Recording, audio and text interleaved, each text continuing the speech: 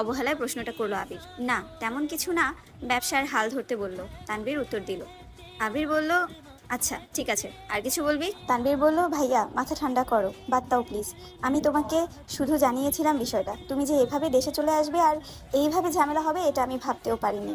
বুঝতে পারলে আমি আগেই ব্যাপারটা সলভ করে ফেলতাম।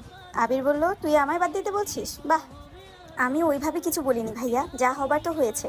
তুমি যা করেছো এরপর আশা করি আর কিছু হবে না। তাই বলছিলাম ওইসব চিন্তা বাদ দিয়ে একটু রেস্ট নাও। অনেকটা জার্নি করে এসেছো। আচ্ছা তুই এখন যা, এরপর থেকে আমার ব্যাপারে তোকে যেন কেউ কিছু না বলে এটা সবাইকে বলে দিস। এত বছর বাইরে ছিলাম, এখন তো আমি বাড়িতে আছি। যার যা কথা সব যেন আমায় বলে সরাসরি। আর আগামীকাল 12টার আগে কেউ যেন না ডাকতে আসে আমায়। আচ্ছা ভাইয়া, আসছি আমি।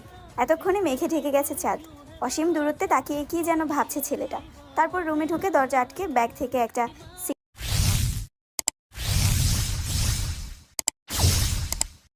সিগারেট বের করে বারান্দায় বসে সিগারেট জ্বালিয়ে ঠোঁটে ধরে।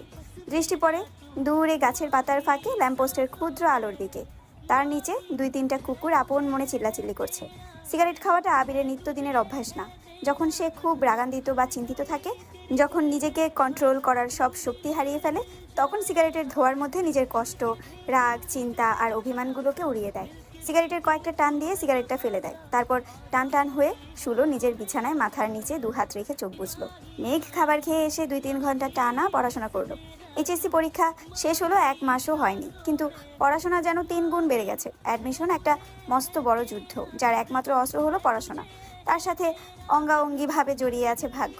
এইচএসসির রেজাল্ট কবে দিবি ঠিক নেই, পাশ করবে কিনা তাও জানা নেই, কিন্তু অনিশ্চিত ভবিষ্যতের জন্য প্রস্তুতি আগে ভাগেই নিতে হচ্ছে।